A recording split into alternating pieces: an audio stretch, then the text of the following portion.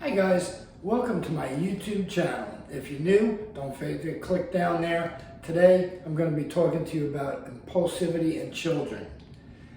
Through my years of working with children in special needs clinics, through OT, and through all the years in my martial arts business, I've kind of put together a bunch of information for you to help you do better parenting with children who have impulsivity. Impulsivity. That's what we're going to be talking about today. But before we do that, I want to just tell you a little bit about my mom and my dad and how they raised us. I'm one of 4 boys. They were really never concerned too much about being our friends. They were our parents, right? And their biggest goal was to teach us respect and discipline and honesty and how to be a caring young adult. And mostly in our family, we had certain rules and certain criteria that we had to grow up with and we had to do on a consistent basis.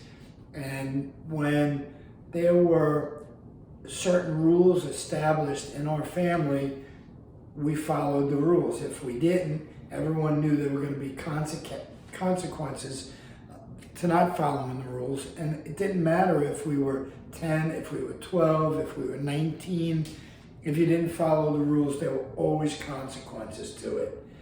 And I guess because of those consequences, we knew mom and dad were going to be ruling with an iron fist. They were going to make sure that whatever we were supposed to be doing, we were doing, and we did it well. The quality of our work was looked at and how we went about doing these things. We knew the rules and we followed the rules.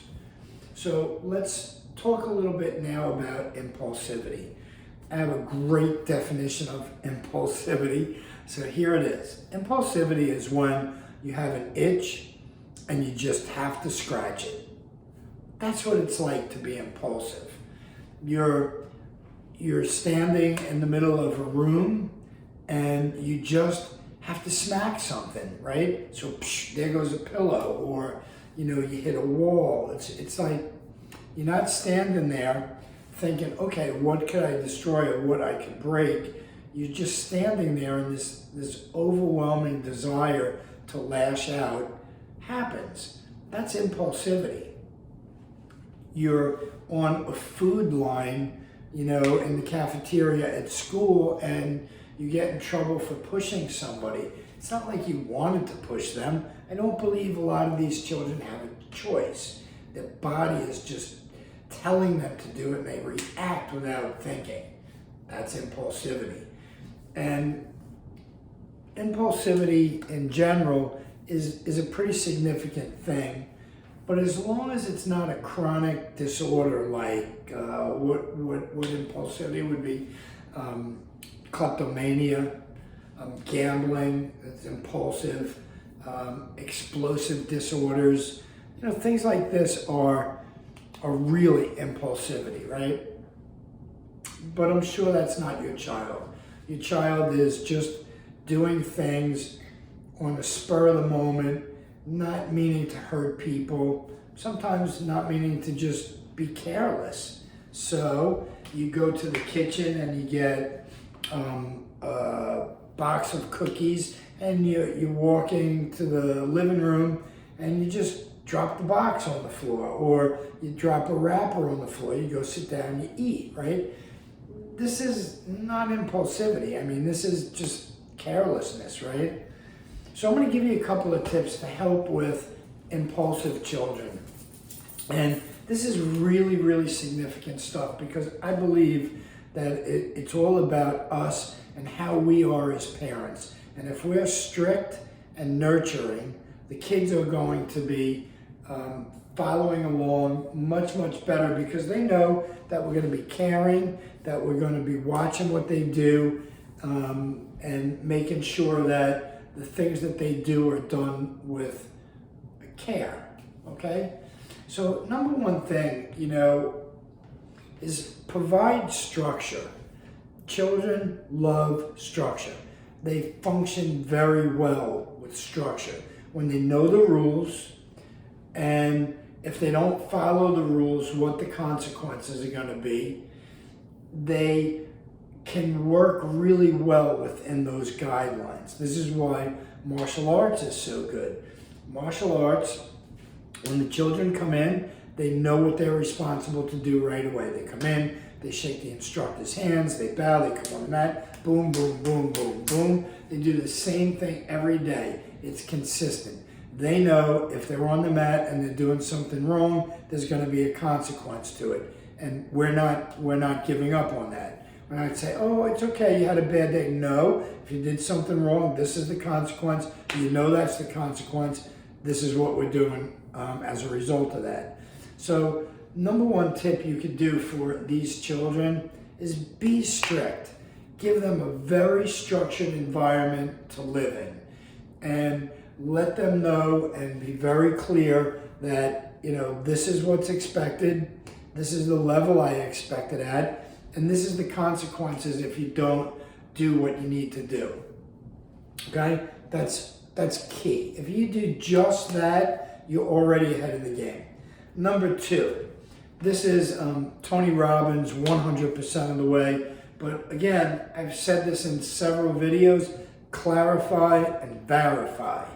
Okay, so make sure your children know exactly what you want them to do. So whatever that is, you ask them, do you understand? Tell me what it is that I need you to do. So they're going to respond to you what it is that you want them to do and what's going to happen if it's not done. So you know right away that they're getting the information, they know specifically what they have to do and what the cause is going to be or the result is going to be if they don't do what you need them to do. Remember, and I said this in another video as well, get down in their level so that there's eye contact with them.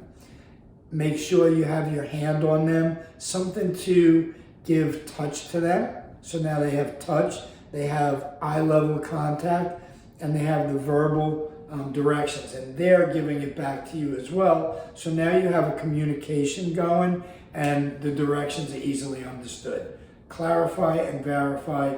Be very specific, and the outcome will be very specific, okay? That's number two. Number three, make sure that each day your child has physical activity. And I don't mean running to the school bus, okay? Physical activity is so key in a child's development for 100 different reasons. If nothing else, the physical activity gets stress out of their body and helps them respond more appropriately to adversities that happen throughout their whole day. So it lowers that impulsivity in children, right? So if you get them exercising, you get them running, you get them jumping, climbing on monkey bars, it's all calming to the body, it's all organizing to the brain. It's things that help the child organize his own body and his own world. And through that exercise, he's going to learn control, motor control. He's going to learn different problem-solving techniques. So physical activity changes the mood immediately, right? Come off the bus, he's in a bad mood, send her out back, let her run around, and the mood will change right away. It's going to increase the amount of oxygen that gets into the brain, gets into the body and the muscles, and it will change them significantly. So make sure that they're involved in the physical activity. Again, martial arts is so good for physical activity. You have the physical tasks that they're doing with push-ups and sit-ups. You have it kicking and striking and running and games, and just this physical activity is such a growth changing thing for children. So make sure that you have them involved every day in physical activities. And also, one of the things that we practice in martial arts is breathing, right? Breathing, deep breath in, deep breath out. That breathing, or that meditative type of relaxation for children is a key way to get them to calm down and focus on the tasks. It reduces anxiety, it reduces stress. So having them breathe is also another way to get rid of that impulsive behavior, right? So, so throughout the day, you know, it could be in the morning, it could be in the evening, it could be when they come off the bus, but you want to provide at least 3 to 5 deep breaths throughout the day to help them organize themselves. And you'll see from just the breathing exercises, you're going to have a significant change. So if you have a child that is doing impulsive things or things that you think are impulsive, or is just not following things that you want them to do every day.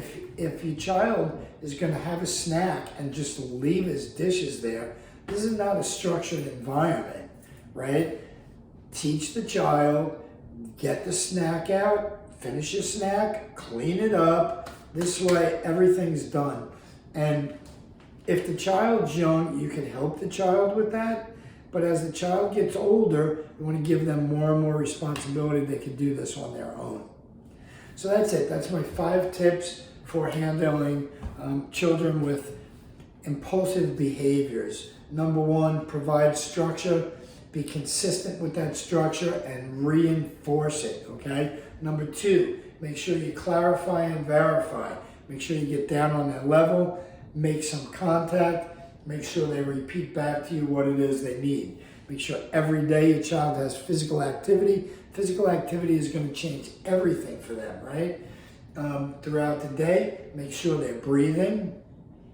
That deep breathing throughout the day is going to help reduce stress. And scheduling. Schedule reduces stress in a child's life. If that child knows that today this is what I'm going to do, then he's going to have less anxiety and you'll have less behaviors, right? So those are my 5 tips for you guys. Share it, send it out. Let's get this information to all the parents out there, because what it is we want to do is raise the most awesome kids in the world. That's why I'm sharing this information with you. So get this information out to as many people as you can. If it helps just one person raise more awesome children, that's what we're looking for. That's it for me. I'll see you guys next time.